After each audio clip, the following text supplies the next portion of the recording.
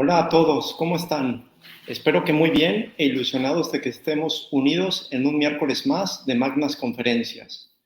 Hoy nos toca a la familia Liceo de Monterrey estar de anfitriones de esta actividad y sobra decir que estamos muy contentos. Como ya lo sabemos, nuestros colegios están diseñados para la formación integral de todos, padres, profesores y alumnos, empezando por los papás, que son pieza clave en la formación de la familia, y por ello la trascendencia de eventos de este estilo que dan propuestas concretas para aplicarlas en el día a día. Aprovecho también para saludar al gran número de colegios de la República. Es impresionante que ya tenemos más de 25 colegios que se están uniendo y que gracias a su apoyo, empuje e iniciativa hacen posible que este evento vaya creciendo en número y extensión geográfica. A continuación, tengo el honor de presentarles a Guillermo Arroyo Cota. Guillermo Arroyo Cota es licenciado en Finanzas por la Universidad Panamericana. Cuenta con maestría en Educación por el Tecnológico de Monterrey y máster en Asesoramiento Educativo Familiar por la Universidad Complutense de Madrid. Tiene una trayectoria amplia de más de 30 años formando jóvenes tanto de secundaria como de preparatoria en materias de humanidades. También me gustaría destacarles que ha sido miembro de distintos consejos superiores de instituciones educativas como son las siguientes: Colegio Los Sauces en Puebla, Colegio Northridge en Santa Fe, Ciudad de México, Colegio North Hill en Saltillo, Ciudad de los Niños y Liceo de Monterrey, Centro Educativo. Actualmente Guillermo se desempeña como preceptor y catedrático de nuestro liceo. La conferencia que hoy nos va a brindar Guillermo está titulada Siento, pienso, hago o soy, apoyando y aprendiendo de la generación Z. Memo, muy buenas noches, bienvenido. Esperemos que nos deleites con tu conferencia. Hola, buenas noches. Pues muchas gracias por la presentación. Mucha gente de distintos lugares se ha enterado de la plática. Yo les agradezco mucho la atención. La verdad es que no es que yo sea un gran sabio ni es que vaya a hacer una conferencia súper magistral. Quizá lo valioso son tantos años de estar conviviendo con gente, ¿no? De estar hablando con gente, y con eso pues he ido aprendiendo muchísimas cosas que creo que compartírselas puede ayudar en la educación de los muchachos, ¿no? Yo no sé si la presentación ya está lista para comenzar. Listo. Entonces, bueno, la idea fundamental de la presentación es algo que me parece que es importante para todos, que es tener en cuenta que uno puede como dedicarse a criticar a los jóvenes, ¿no? Uno puede dedicarse a hablar mal de la gente o a decir, oye, qué mal están los chavos, y pensar que nosotros estamos súper bien, y la realidad es que no es tan así, ¿no? La realidad es que tenemos mucho que aprender. Cuando me invitaron a dar la conferencia, me decían que el título fuera Educando a la Generación Z, lo cual a mí me pareció fatal, porque como un planteamiento de nosotros sabemos todo y ustedes no saben nada, ¿no? Y nosotros les vamos a decir cómo, y resulta que tenemos mucho que aprender de la generación Z, de los muchachos. Ahorita voy a explicar qué es la generación Z. Tenemos mucho que aprender, y más o menos la conferencia está pensada como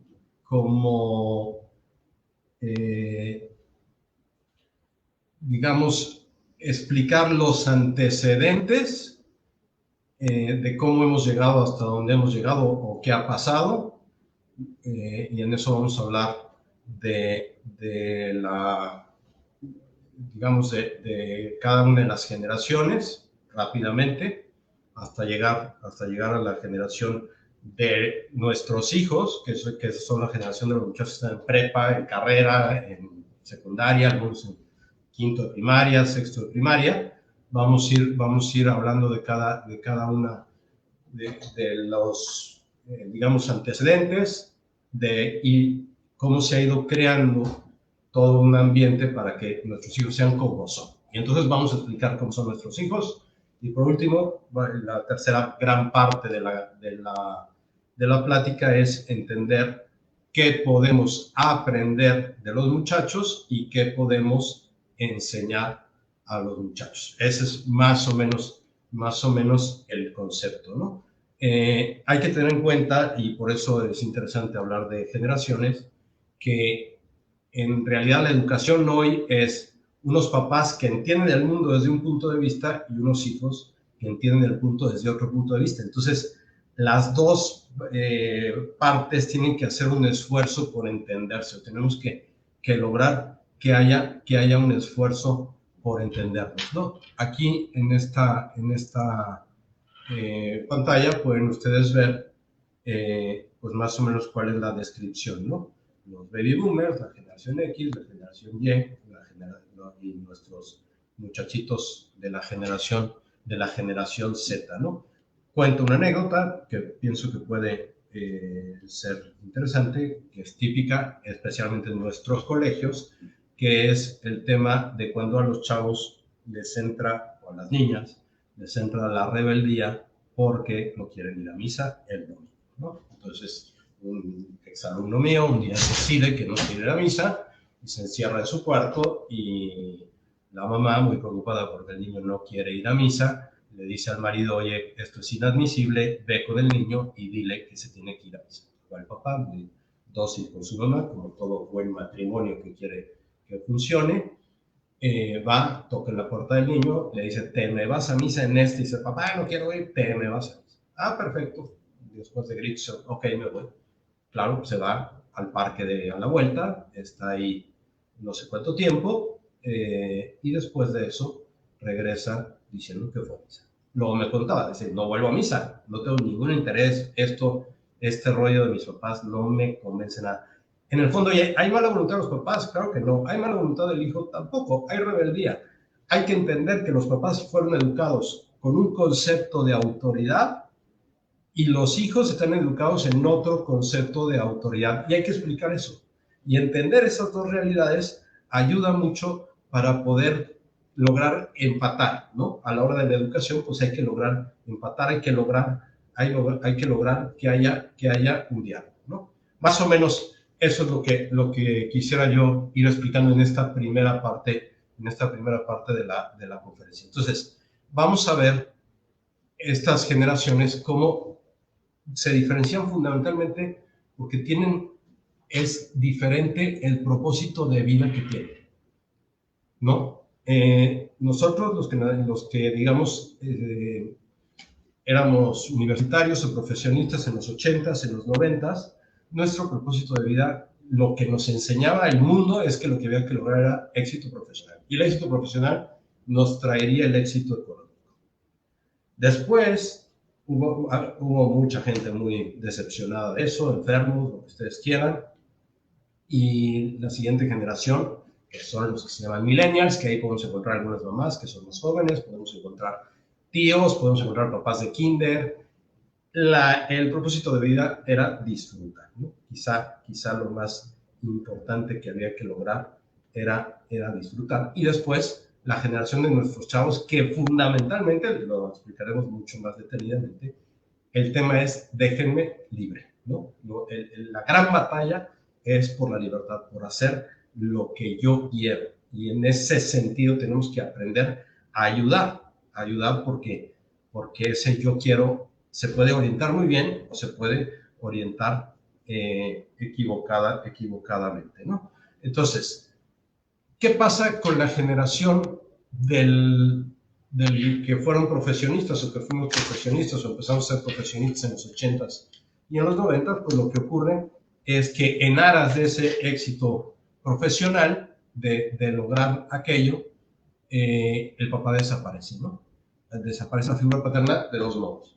Se empieza a descomponer la familia y entonces hay divorcios, ese es un esquema, o hay otro esquema que es un papá que sí está en la casa, pero que no interactúa con los hijos, que entiende su figura como se le enseñaron a sus papás. Un señor, yo como me lo imagino, es leyendo el periódico, sentado en un sillón, cómodamente, que está a la espera simplemente de que la señora ponga la mesa, de que los niños se sienten, y solo en casos especialmente importantes interviene, ¿no? Pero el papá, pues es una figura llena de autoridad en la casa, sí, llena de autoridad, pero sin ninguna relación afectiva con los hijos. La relación afectiva es con la esposa y a través de la esposa con los hijos, ¿no? Los quiero muchísimo, sin duda, pero él dice, los quiero tanto que les tengo que dar la mejor vida. Tengo que poderme trabajar como loco, tengo que ser exitoso, tengo que lograr pues, el mayor rendimiento. ¿Qué pasa cuando no está el papá? Pues lo que pasa es que en una idea, ahí están puestas tres, pero en una idea podríamos decir, estamos creando hijos inseguros, ¿no? Los hijos necesitamos de nuestros papás, los hijos necesitamos alguien que controle nuestros caprichos, alguien que sea modelo. Las hijas, el papá es el modelo de novio o esposo que ellos van a buscar. Ese es el atractivo. Entonces, desaparece el papá. ¿Cuál es el tema? Que ese papá desaparecido desaparece para una generación que necesita del papá, que es la generación de la generación Z, ¿no? Ese papá no hay cómo encontrarlo. Y en nuestras categorías dice, oye, pues es que estoy haciendo lo mejor que puedo y el típico argumento es decir, ahora que los niños están chiquitos, voy a trabajar como loco para que cuando sean universitarios podamos convivir. La realidad es que después de trabajar como loco, cuando los niños estuvieron chiquitos, llegamos a cuando los niños son universitarios y somos ilustres desconocidos para nosotros. No sabemos nada de ellos, ni ellos saben nada de nosotros, somos un proveedor de dinero, no hay una relación afectiva, y lo cual afecta al papá y afecta al hijo. No funciona bien esa relación. Bueno, siguiente, la generación millennial, ¿no? Decíamos, están puede haber mamás, puede haber tíos, puede haber muchos papás de kinder, papás de primaria, que aparecen ahí. Entonces, ¿qué es la generación millennial? Pues es la primera generación como mucho más digitalizada. No es nativa digital, que eso sí es la generación Z, pero está mucho más digitalizada. Compramos en Amazon, subimos fotos a Instagram, entendemos todo de las redes sociales, etcétera, etcétera, etcétera, ¿no? Todo eso va en aumento, ¿no? ¿Qué es lo que pasa con la generación millennial? Que no está convencida del modo de vida de la generación, ¿no?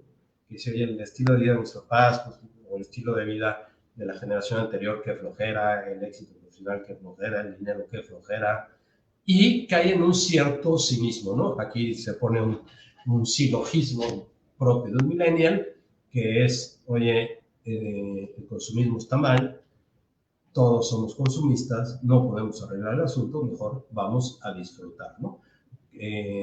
Un poco, yo creo que todos tenemos algo de la generación X y algo de millennials, ¿no? Y muchos tenemos como un poco esa actitud de decir, oye, pues, mira, yo me la voy a pasar bien y los demás que le hagan como puedan, vamos a divertirnos lo que más podamos, disfrutemos ir a restaurantes, disfrutemos ir a viajes, tengamos experiencias, etcétera, y ya está, ¿no? Lo más interesante es cómo la generación anterior tiene como esperanza de tener éxito y esta generación, el tema de la esperanza se va haciendo cada vez más pequeño, ¿no? Cada vez más chiquito y más se cae en el cinismo. Entonces, esta combinación es a la que se enfrentan nuestros hijos, ¿no? Digamos, unos papás o un papá, pensando en un matrimonio más o menos típico, un papá que está todo el día trabajando y que es lejano es lejano a sus hijos, y una mamá, pues que está tratando de disfrutar lo más posible el dinero que le da su marido, está tratando de entretenerse lo más que puede, y ya está. Así va la vida. ¿Qué es lo que pasa? Pues que llegan, a todo esto se suma un tema que es el ambiente cultural, ¿no? ¿Qué es el ambiente cultural? Vamos a decirlo así. los valores que nuestros hijos respiran. No es que nosotros se los enseñemos, no es que los colegios se los enseñen, es lo que aparece en las series, es lo que aparece en el cine, es lo que platican los abuelos, es lo que aparece en los medios de comunicación, en las redes sociales, es el ambiente, ¿no? Es lo que va apareciendo. Pensaba dos ejemplos que quizás puedan ayudar a entender esto. Por ejemplo, un ruso, una persona de Rusia que haya nacido en el 2010, si le hablan del comunismo, a él no le suena nada, ¿no? No es que Rusia fue comunista del año 1917 a 1989, no le suena absolutamente, le suena un pasado lejanísimo, ¿no? No le suena a un mexicano, uno de nuestros hijos, pues puede decir, o podría decir con toda facilidad, oye, no, es que las devaluaciones y las crisis económicas y la inflación galopante, etcétera, etcétera, no le suena nada. Él ha vivido sin inflación, ha vivido en una situación bastante estable, de comercio, bueno, eso que no le suena nada, por ejemplo, está el tema de la libertad, ¿no? El tema de aquí he apuntado a 3 temas, ¿no? Pero uno es el tema de la libertad. O sea, lo normal es hacer lo que yo quiero. No es que nadie me lo diga, pero todo el mundo hace lo que quiera. O el tema del sexo, ¿no? El tema del sexo está totalmente desvinculado de tener hijos, totalmente desvinculado de mostrar amor. El sexo es un modo de divertirse, el sexo es un modo de pasarla bien, etcétera, etcétera, etcétera, ¿no? Eso no es que nosotros se los enseñemos a nuestros hijos, no es que nada, pero es las series, las películas, las redes sociales, eso es lo que ellos respiran. Claro, se encuentran, además, y por eso es tan importante entender esto, se encuentran con una situación que complica o que hace más difícil el asunto, que es que nosotros los metimos en un colegio que son contraculturales. Los metimos en un colegio que no está de acuerdo con que el sexo no sirve para nada, que la libertad tiene unos límites. Entonces, claro, si nosotros entendemos que nuestros hijos están sometidos, al meterlos a los colegios que los metimos, están sometidos a una presión, entre comillas presión, y a nuestra educación que es contracultural. Entonces, como vamos en contra del río, como vamos en contra de la corriente, es un reto mucho mayor. Hay otro tema importante del ambiente cultural, que es el tema de que son nativos, que nuestros hijos son nativos digitales, ¿no? Nosotros nos dormimos contándonos un cuento, nos dormimos con la sonaja. Hoy los niños se duermen con el iPad, ¿no? Los niños se entretienen con jueguitos en el iPad, etcétera. Todo es así, ¿no? Todo es así. Me contaba el otro día un matrimonio, una cosa medio terrible, de un niño que estaba muy latoso, la mamá le dio el iPad, le puso en YouTube videos de niños, y entonces el niño, pues ya ven que hay una reproducción automática cada vez que acaba un video, y entonces el niño empezó a ver videos, no pasó nada, pero al día siguiente estaban en casa de los abuelos, estaban viendo la tele, y el niño se levantó y aventó un vaso, una cosa así, en contra de la televisión y rompió la televisión, ¿no? Y entonces le dijeron, ¿qué te pasa? Pues es lo que aprendí viendo videos, ¿no? Ahí está el diablo, ¿no? Ahí está el diablo, y el diablo me incita a que tire eso, ¿no? Y de videos en videos, pues sí, había terminado en videos diabólicos. Eso ahí está, nuestros hijos están sometidos a eso. Hoy es que no nos pongamos ese tipo de estímulos. Bueno, pues más bien enseñémoslo a usarlos del modo adecuado, enseñémosla a usarla del modo adecuado. Además, hay otro tema muy importante del todo el tema digital, que es el tema emocional, ¿no? Cada notificación, cada mensaje, cada like, cada que no me ponen like, todo eso produce descargas emocionales. Entonces, los hijos están revolucionadísimos emocionalmente, están mucho más revolucionados que nosotros, y eso tiene unas consecuencias. Y por último, una gran preocupación, que eso nosotros lo vivimos de otro modo y de un modo mucho más sencillo, una gran preocupación por, digamos, la opinión de los demás, por el like, ¿no? La lógica del like, la lógica de que me entiendan, de que me reconozcan mis fotos, etcétera. Nosotros tomábamos fotos de recuerdo. Hoy no se toman fotos de recuerdo, hoy se toman fotos para subirlas al Instagram, hoy se toman fotos para obtener el reconocimiento por parte de los demás. Bueno, con esto termino la primera parte de la conferencia, ¿no? En esencia podríamos decir, es todos los antecedentes para explicar qué les pasa a nuestros muchachos entre 26 y 10 años, ¿no? Con esto no quiere decir que a los de 30 no les afecte, ni a los de 40, y a nosotros mismos. Nosotros mismos, por ejemplo, si entramos en la lógica de like, entramos en otra dimensión, por decirlo así, ¿no? En otra cuestión.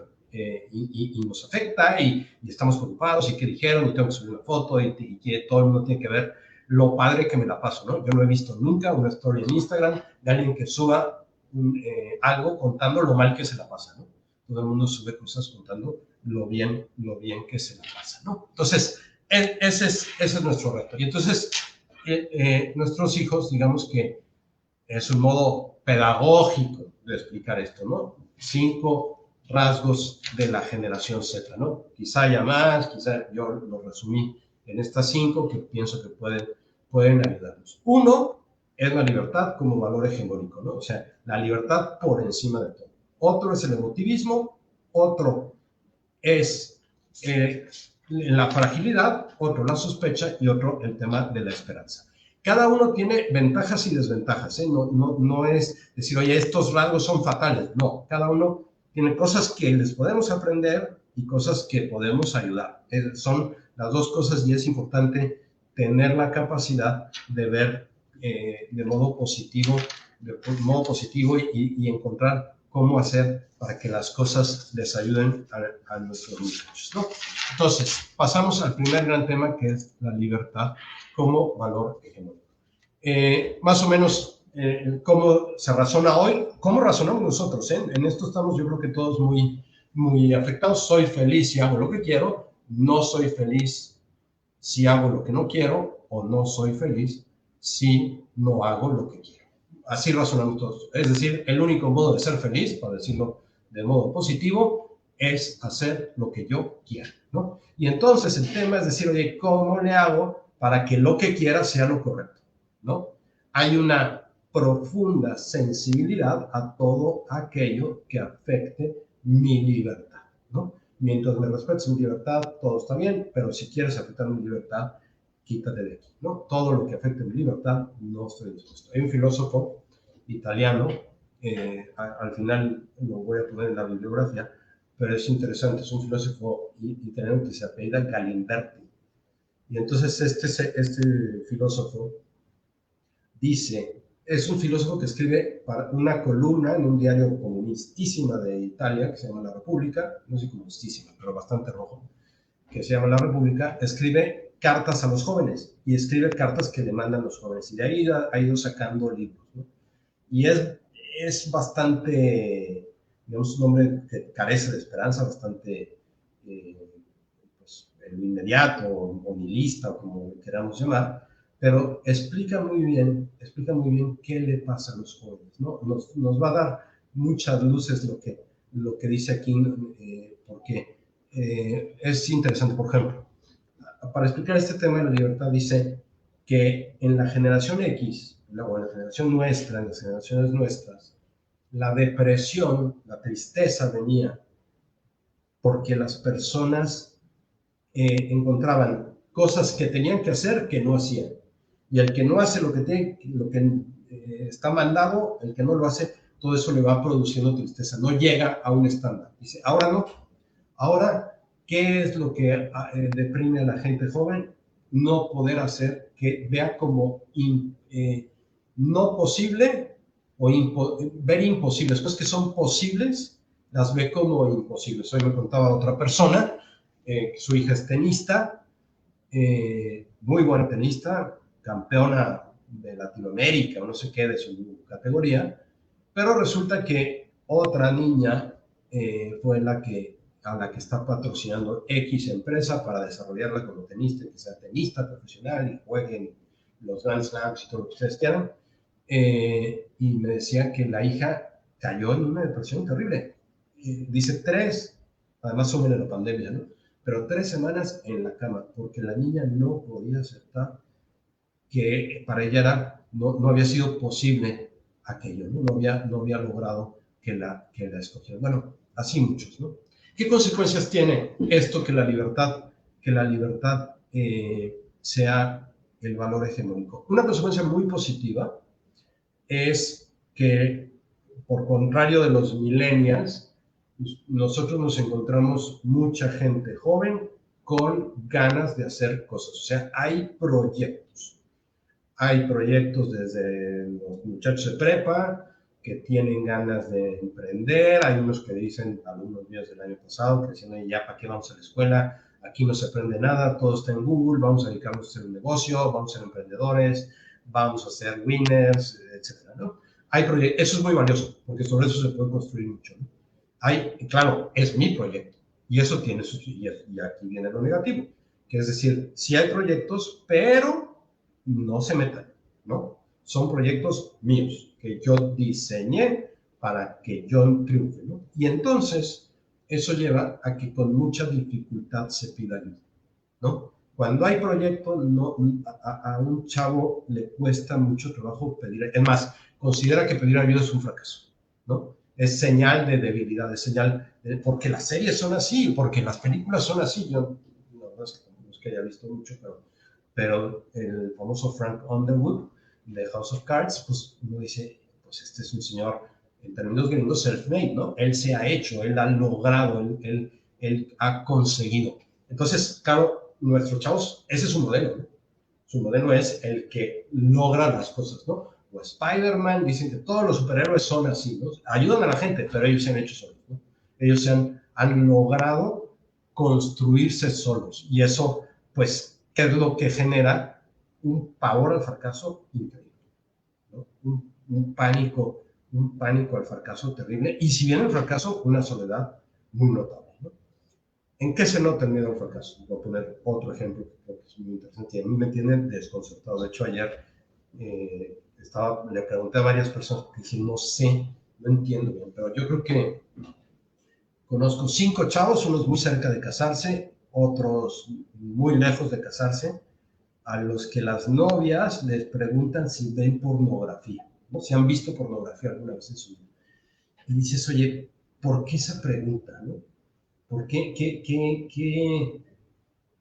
A ver, si me dice no, ¿qué voy a sacar? O si me dice sí, ¿qué voy a sacar? Claro, yo lo estoy viendo con ojos de hombre, ¿no? Quizá las mujeres me puedan explicar muchísimo mejor. De hecho, le pregunté a una mujer, pero no me supo explicar muy bien, ¿no? Pero uno dice, oye, yo al final, platicando con algunos, concluíamos, ¿no? Es que es el miedo, ¿no? El miedo a la decepción, el miedo a que no hay, a que tengas ojos para alguien más, que no tengas solo ojos para mí. Bueno, como eso hay mil cosas, ¿no? Si el miedo al fracaso, ahí está siempre, ¿no? Y eso produce ansiedad, y eso produce tensión, y eso ahí está siempre, ¿no? Decir, oye, y si fracaso, y si me va mal, y si no lo logro, etcétera, etcétera, etcétera, pues ahí está el asunto. Y el otro tema es cuando viene el fracaso, ¿no?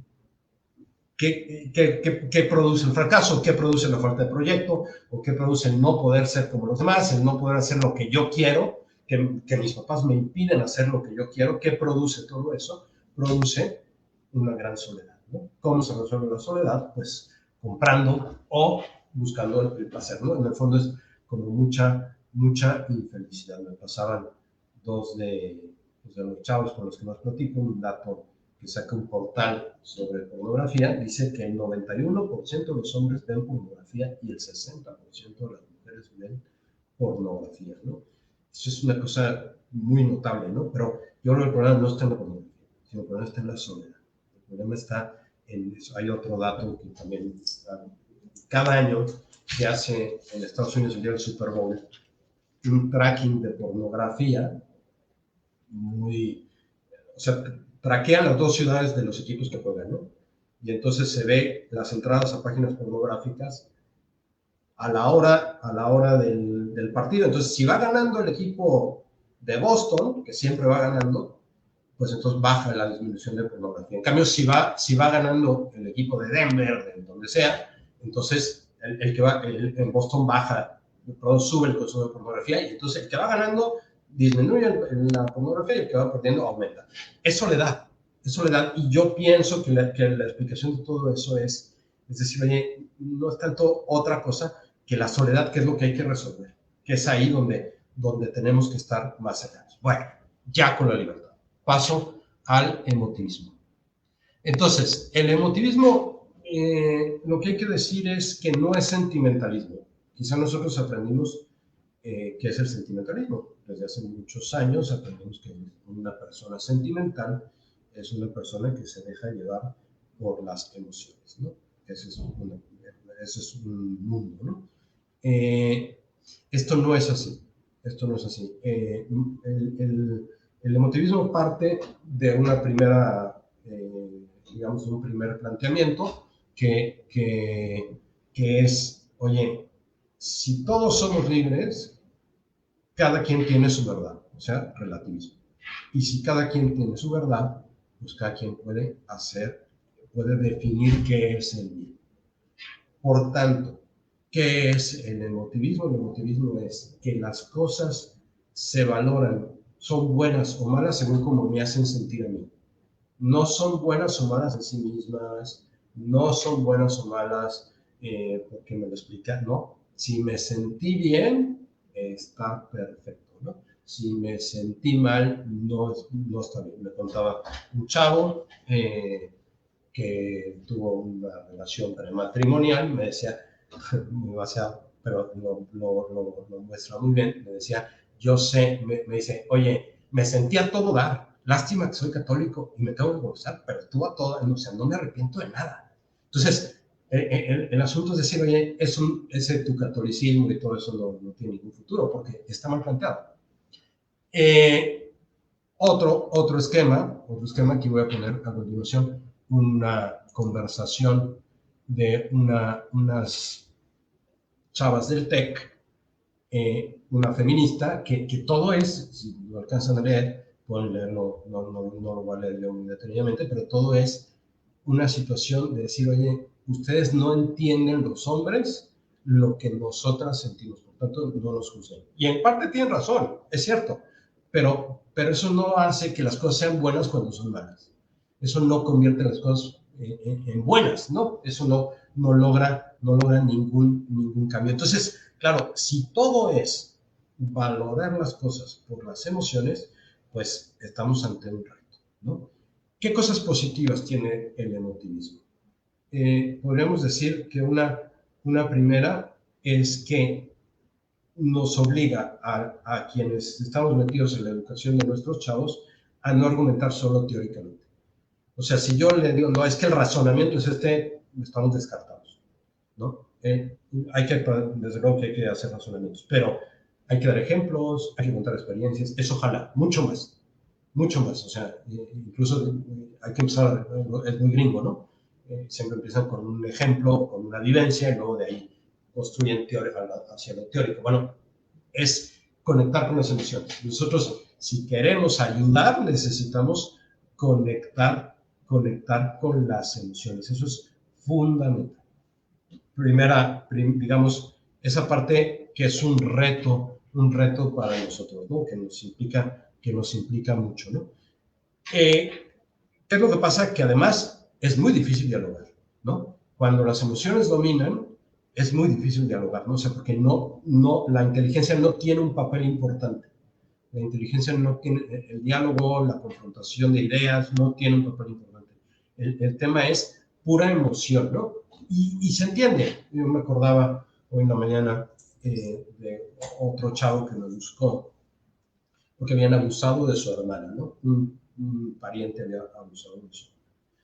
Y entonces yo escuchaba a este muchacho con un odio y dices, oye, tiene toda la razón, ¿no? Tiene toda la razón, o sea, ¿cómo no lo vamos a entender?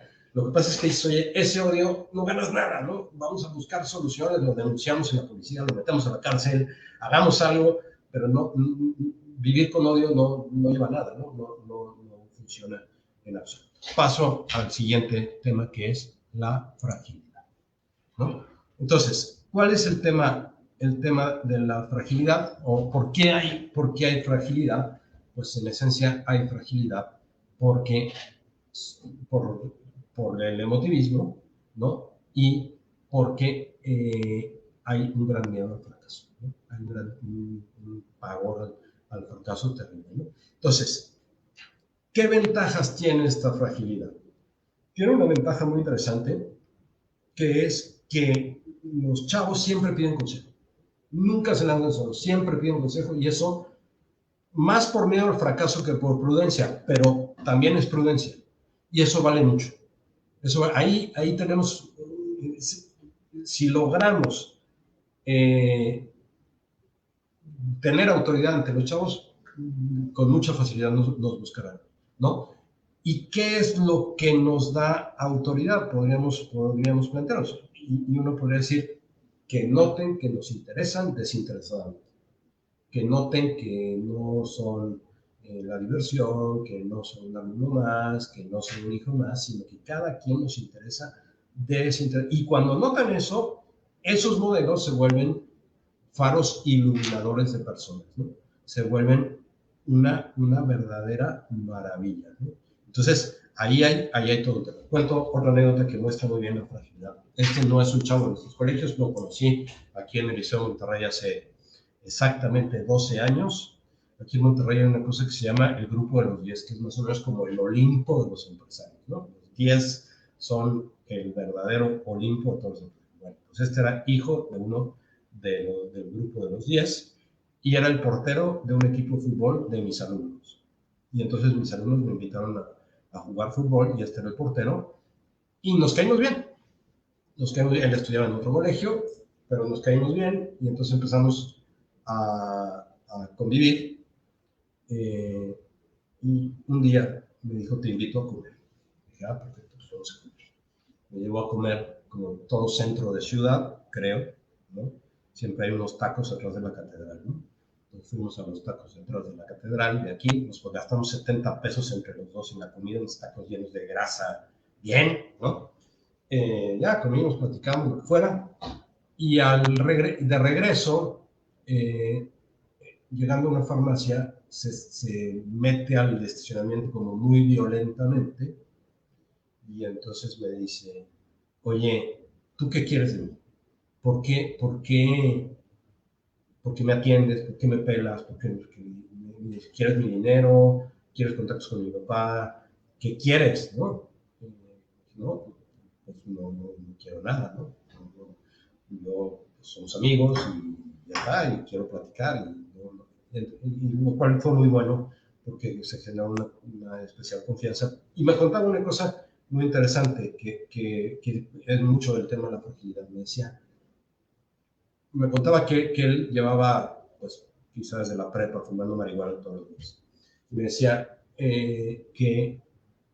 ok, pero ¿estás de acuerdo que fumas marihuana porque sí, porque te estás evadiendo de algo? Le digo, sin duda, ¿y de qué te evades? Dijo, me evado de que no logro ser lo que mi papá espera que yo sea. Y no logro comunicarle eso a mi papá. Mi papá tiene una gran expectativa de mí, pues, el grupo de los 10, un hijo de mí, ¿no? Y no se pide ni Garza, ni Sada, ni Villarreal, ni nada. Pero tiene una gran expectativa de mí y no llego. Y no llego y eso me lleva a evadir, me lleva a tratar de estar en otra cosa. Entonces, claro, todo eso va creando un caldo de cultivo, una inseguridad terrible, ¿no? Una inseguridad terrible. Entonces, en positivo, la fragilidad. Si sabemos dar seguridad, arreglamos muchísimo. Si dejamos al chavo solo, es una inseguridad muy notable, ¿no? Que a veces luego se manifiesta en conductas aparentemente seguras, ¿no? Y no, yo soy un borracho, y yo fumo droga, y yo no sé qué. Espérate, la verdad es que es pura inseguridad. Bueno, cuarto rasgo, la sospecha. Esto es lo de todos los días, ¿no? Entre las fake news y que no está claro a quién creerle, ¿no? Ha producido una crisis de autoridad terrible. Hoy la autoridad formal, o sea, el profesor, el papá, el policía, el director del colegio, etcétera, pues yo como profesores tenemos como 50 minutos de autoridad formal en el curso, y después desaparece, ¿no? ¿Qué nos da la autoridad? La autoridad moral, ¿no? Pero los chavos sospechan de entrada. Sospechan del papá, sospechan de la mamá, sospechan. O sospechamos, yo creo que ya todos estamos, ¿no?, como muy afectados por esta realidad, ¿no? Hay toda una interpretación, podríamos decirle. En el fondo es un sentimiento de decir, oye, no funciona el mundo. ¿Quién me puede enseñar cómo sí funciona el mundo, ¿no? ¿Dónde encuentro aquello que me facilite que funcionen las cosas, ¿no? Cosas positivas de esto, hay una gran apertura a quien se gane mi confianza. Es más, te voy a dar autoridad si te ganas mi confianza.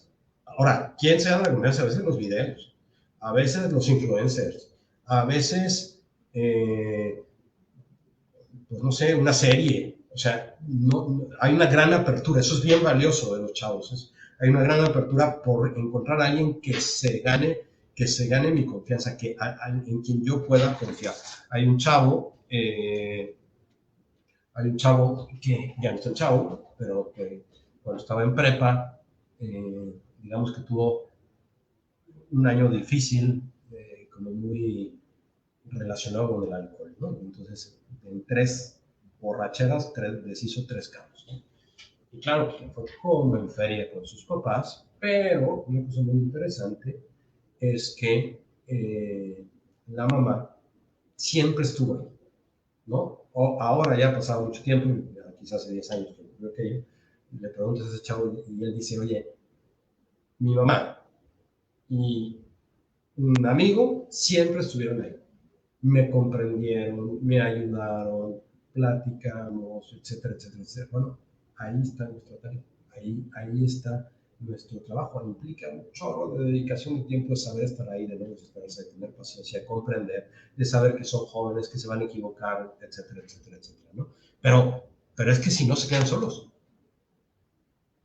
si no hacemos esa tarea nosotros como adultos, estamos generando una generación, ¿no?, generando personas, para no ser redundante, estamos generando personas solas, ¿no?, solas y abandonadas, ¿no? Y eso, podríamos decir, estamos generando un mundo infeliz, pudiendo generar un mundo feliz. Último rasgo, la esperanza, ¿no?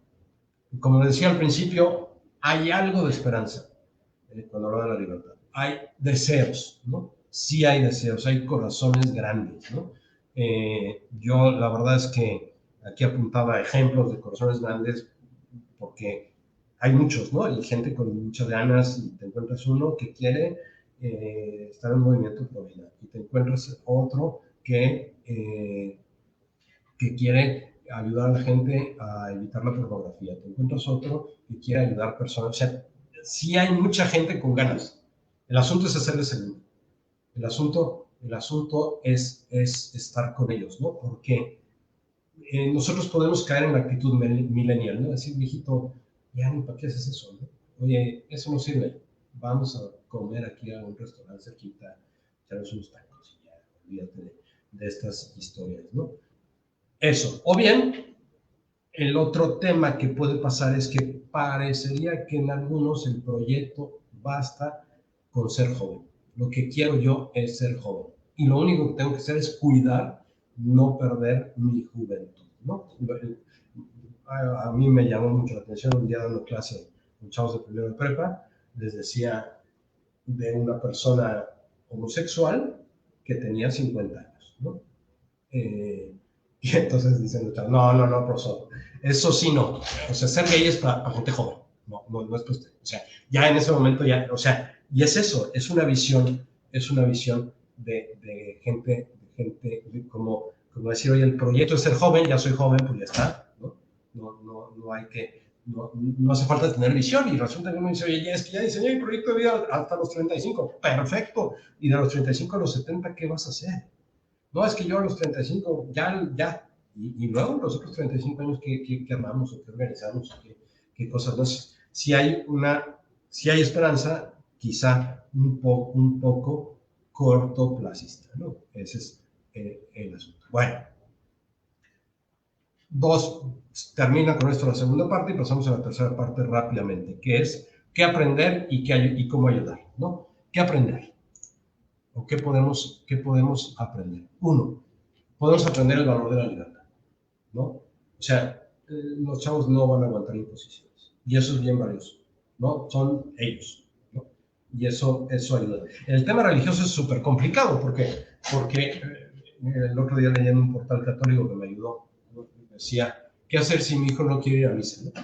Y entonces decía, lo peor que puedes hacer si tu hijo no quiere ir a misa es decirle que sus razones no son valiosas, ¿no? Escúchalo. Y si sus razones son valiosas, déjalo que no vaya a misa. Porque el chavo habrás ganado mucho más en confianza, lo cual te permitirá que luego vuelva a misa. En cambio, si le dices que no tiene razón, nunca volverá a ir a misa.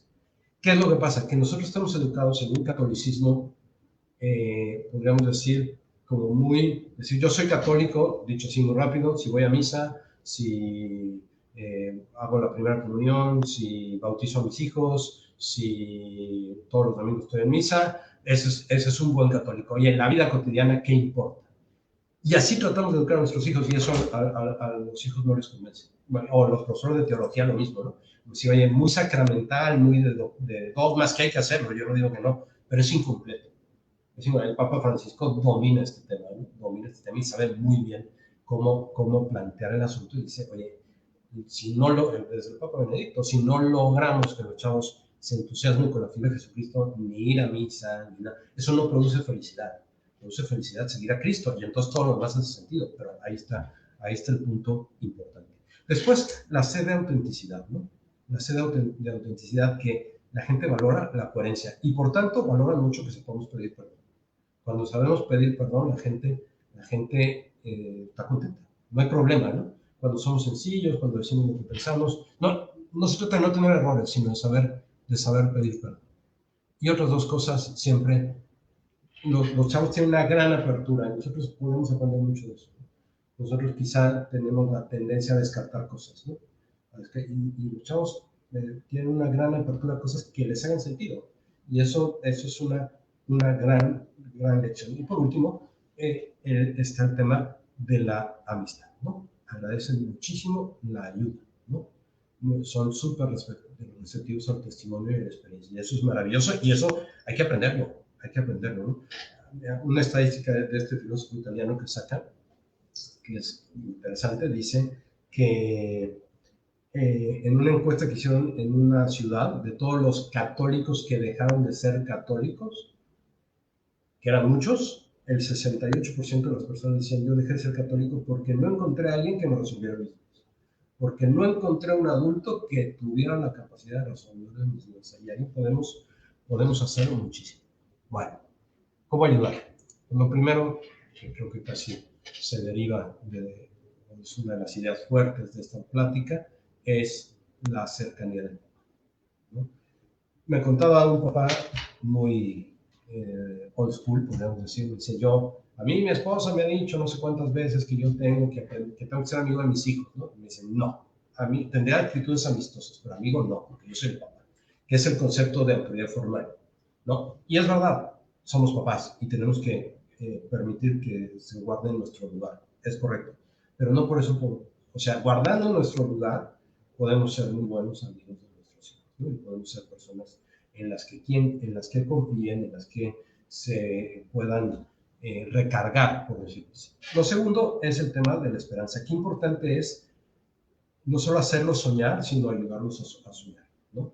Eso no quiere decir hacerles los proyectos como la mamá que hace las tareas del niño kinder, no es eso. Pero sí es ayudar a soñar, estar cerca, cuando viene el fracaso, acompañar, dar soluciones. Ahí podemos aprender muchísimo, ¿no? Y por último, está el tema de nuestra argumentación, ¿no?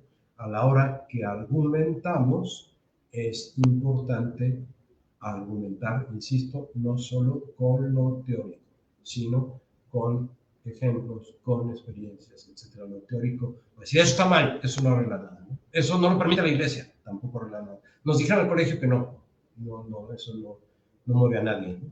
Lo que mueve es el diálogo, en los argumentos que también apelan a las emociones. Si no apelamos a las emociones y solo apelamos a la iglesia, no jala, como si apelamos solo a las emociones y no apelamos a la inteligencia, aquello es súper débil, ¿no? Se requiere mucho balance. Y luego podemos ayudar muchísimo todos los que estamos metidos en la educación con nuestra amistad, ¿no?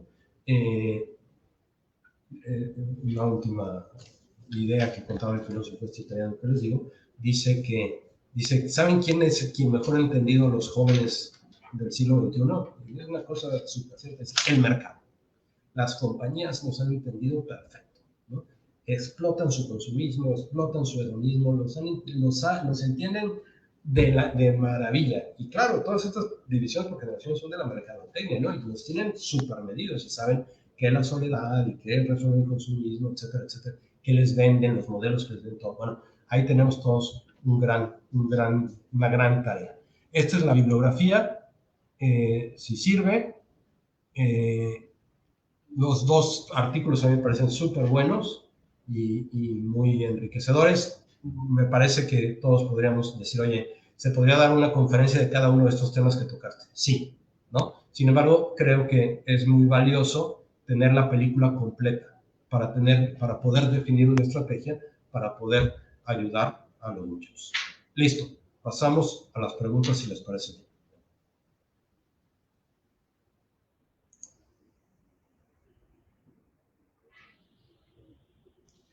Dice, con respecto a la participación del papá en la educación de los hijos, ¿qué es más recomendable? ¿Tiempo de calidad o de cantidad? La verdad es que las dos, ¿no? La verdad es que tiene que ser tiempo y cantidad. No sabemos cuándo nos van a ir a preguntar nuestros hijos sus dudas. No lo sabemos, ¿no? O sea, hay que estar ahí. ¿Cuándo? ¿Quién sabe? Me decía un papá un día, papá súper buen educador, tiene 10 hijos ya grandes todos, pero me decía, es que hay que estar, ¿no? Y se va a la playa con los hijos y se va de viaje con los hijos. Y ahí, en esos momentos, pues aparecen las preguntas. O sea, si hay que sacrificarse como papá, sí, ¿no? Si hay que sacrificar eventos sociales, si queremos que los hijos sean felices, necesitan un papá fuerte, ¿no? Listo. ¿Cómo afecta la ausencia del padre a esta generación? ¿Repercute en sus comportamientos y desventajas a futuro? Sin duda, creo que ya lo expliqué, lo digo así con mucha rapidez. Lo que produce es inseguridad, lo que produce es falta de una figura masculina atractiva, y entonces para las niñas, pues no saben qué novio quieren tener, no saben qué modelo, no les gusta el de su papá, y para los niños, pues no tienen modelo de cómo ser hombres, ¿no? Entonces, el modelo de la mujer, pues, no, pues pueden agarrarlo y entonces se desvían, o pueden no agarrarlo y entonces están medio perdidos, ¿no? Oye, que tenemos que ser papás perfectos, no tenemos que ser papás perfectos, tenemos que ser papás pues que hacen lo que pueden y que piden perdón y que nunca es tarde. Algunos de ustedes pueden decir, oye, pues ya mi hijo tiene 18 años, ya se me hizo tal. No, nunca es tarde para empezar, ¿no? Y nunca es tarde para pedir una disculpa y nunca es tarde para fomentar, decir, oye, con mi hijo de 18 años, pues me puedo ir a cenar, a echar unos tequilas, pues, y no pasa nada. Si los centennials están inmersos en un ambiente de logros fáciles, ¿cómo ayudarlos a salir de sí mismos y darse a los demás? Sí están metidos en un ambiente de logros fáciles, pero tienen ganas de logros difíciles. Sí quieren, ¿no? El chiste es ayudarlos. O sea, la palabra es muy buena. Hay que estar con ellos, hay que ayudarlos, hay que sentarse a diseñar el programa, hay que sentarse a diseñar todo lo que hacen, hay que darles confianza. No hace falta pues dibujar con ellos, no son modelos de kinder, pero hay que darles confianza, hay que darles seguridad. Cuando la gente, hay una persona que está escuchando aquí, que para mí fue una experiencia muy aleccionadora en verano. De hecho, por eso surgió esta conferencia en verano, en plan de ayudar con la pandemia al colegio. Yo doy clase de antropología a los chavos de prepa y entonces le ofrecí al director del colegio dar mi clase, tal cual, a los papás. Y la verdad, yo creo que salió bastante bien. Y entonces le pedí a un exalumno que diera una clase que está muy metido en el tema de la ideología de género. Y yo no, y este tiene 20 años. Le dije, oye, da una de las clases. Yo tengo que reconocer que fue la mejor clase, ¿no? Que fue la mejor clase, la mejor preparada, la mejor argumentada. A los papás les gustó muchísimo. Es cosa de dar confianza. Y no son logros fáciles. Es cosa de dar confianza. Y eso facilita mucho, ¿no? El asunto es decir, oye, y si se equivocan, no les quites la confianza, dale la confianza. ¿Más preguntas? Sí. Última pregunta. ¿Cómo podemos equilibrar la exigencia verdadera y el cariño con nuestros hijos? Es que San José María, que todos ustedes lo conocen, al hablar de exigencia explicaba que la exigencia en realidad es cariño. O sea, pensar que exigir no es por cariño es equivocado, ¿no? O sea, es como doble vida, ¿no? De los fines de semana exijo y entre semana te quiero. No es eso, o sea, tenemos que tener la capacidad. Yo personalmente tengo una vivencia muy enriquecedora de una persona que durante muchos años fue muy exigente conmigo, pero nunca salías de ahí, de hablar con esa persona, diciendo, no me quiere, sino siempre, siempre, siempre terminabas diciendo, esto lo hace porque me quiere, ¿no? Y me exige porque me quiere. Y eso hay que lograr, o sea, el cariño tiene que llevar a que los hijos entiendan que les estamos exigiendo porque los queremos. La amistad lleva a que los amigos entiendan que les estamos exigiendo porque los queremos, ¿no? El asunto es que tiene que ser tanto el cariño que logremos que aquello funcione. Bueno, termino. Muchísimas gracias por todo. Gracias por escuchar y los dejo con pena. Gracias, Guillermo. Realmente interesante tu intervención. A mí me impresiona mucho que un tema tan amplio lo podamos resumir, o lo hiciste de una manera magistral, el resumirlo de una manera muy concreta y clara. Muchísimas gracias, Guillermo. Aprovechamos para también recordarles a todos ustedes que el próximo miércoles 14 de octubre tendremos nuestra próxima conferencia en punto de las 8:30. Esta será titulada El papel del papá en la formación del carácter de los hijos y será a cargo del doctor Armando Posada Larracoechea, y tendremos como colegios anfitriones al Colegio Álamos, Quidú, Kinder Quidú y Fontanar de Querétaro. Por último, también recordarles que vamos a poner ahora un código QR, que es una encuesta de salida, para que puedan manifestarnos pues si les gustó la conferencia, la dinámica, las preguntas, y que también nos retroalimenten para que podamos mejorar cada vez en dar estas conferencias. Muchísimas gracias, el Colegio Liceo de Monterrey, muy contento de haberlos acompañado esta noche.